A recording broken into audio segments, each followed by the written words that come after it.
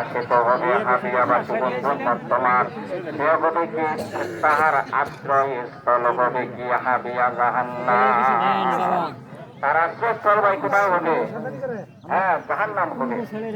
আমার ঘরের বন্ধুরা বলতেছিলাম ওই মুসিবতের দিনে, ওই বিপদের দিনে গুরু অন্ধকার থাকবে।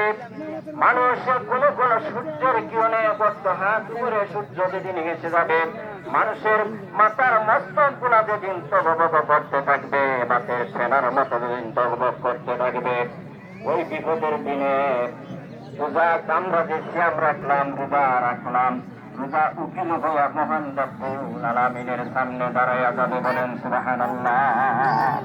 একটু জিকির করে লা ইলাহা ইল্লাল্লাহ, লা ইলাহা ইল্লাল্লাহ, লা ইলাহা ইল্লাল্লাহ, মুহাম্মাদুর রাসূলুল্লাহ সাল্লাল্লাহু আলাইহি ওয়াসাল্লাম।